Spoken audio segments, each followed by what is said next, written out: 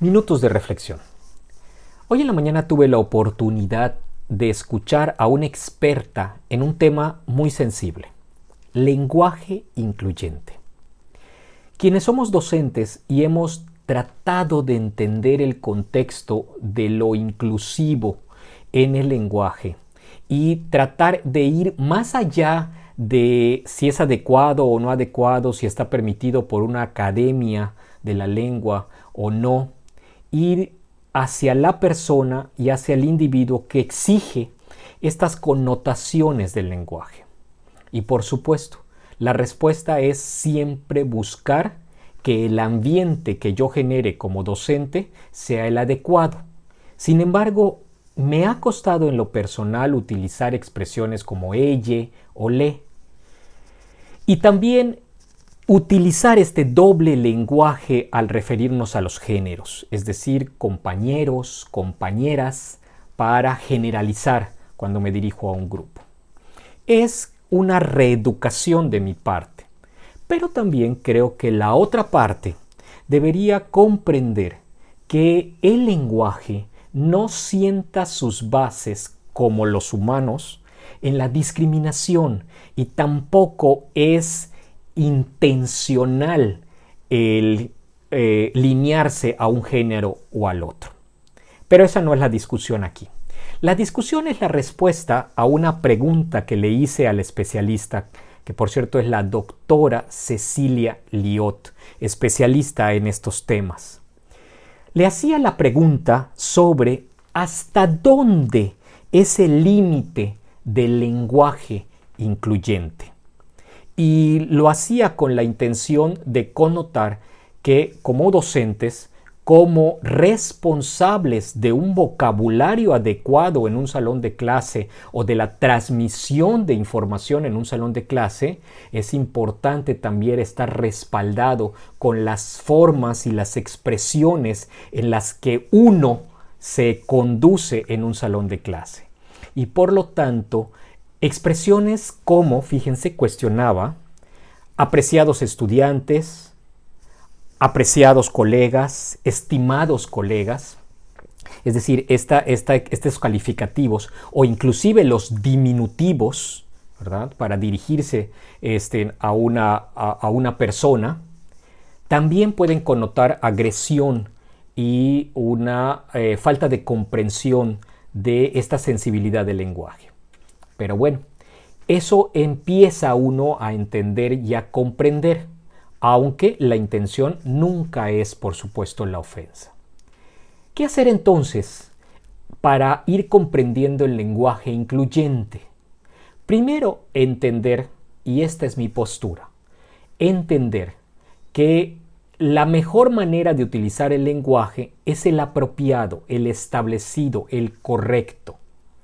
Pero ya después, si uno siente ese compromiso con los diferentes grupos que se puedan manifestar en un salón de clase o en el contexto académico, entonces preguntar y cuestionar de qué forma se sienten cómodos mencionándolos. De esa manera, si no hay ninguna objeción con utilizar los estudiantes para generalizar una plática o un comentario, bien, no tendría por qué pasar a más y no tendría por qué ser el tema central de una clase, una discusión, una conversación.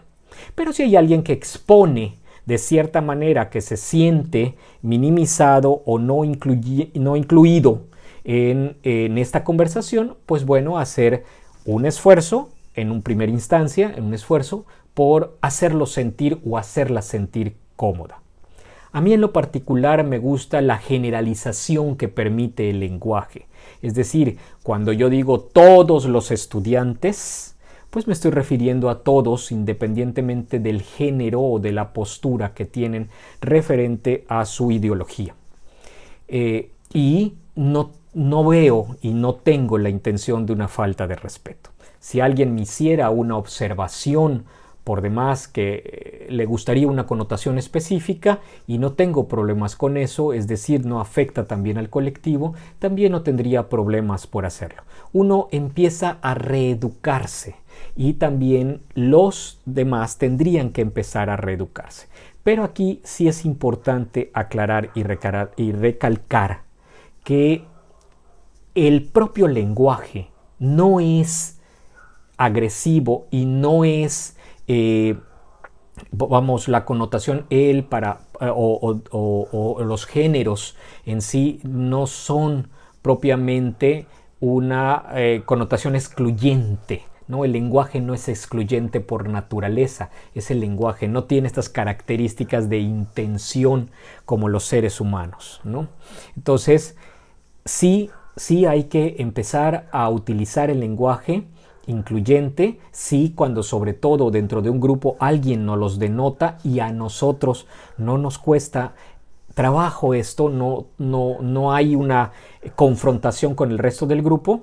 Y también entender la otra parte que, bueno, como docentes tenemos la responsabilidad de un uso adecuado del lenguaje, ¿no? ¿Por qué? Porque es la formación que debe de imperar.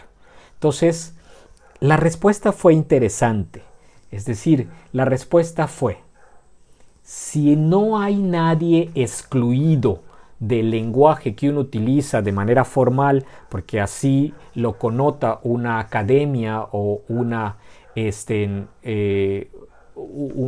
comité académico, pues bueno, adelante, continuar utilizándolo, ¿no? Y si hay alguien que tiene esta observación, pues bueno, también compartirla y tratar de incluirlo dentro de este lenguaje. Así, decir los estudiantes para una generalización sin importar el género, estaría bien si nadie lo expresa o si nadie se inconforma. Y los, las o les estudiantes también estaría correcto si en algún momento alguien lo expresara. Lo único que no debemos de perder es que estos temas no se vuelvan el centro de la discusión de una clase, cuando lo importante en esa clase debe de ser el tema central académico del que se está tratando. Pero hay que empezar a reeducarnos. Yo alzo mi manita para eso. ¿Costará? Es probable que sí, pero estoy seguro que avanzaremos como sociedad en ambas posturas. Buena tarde.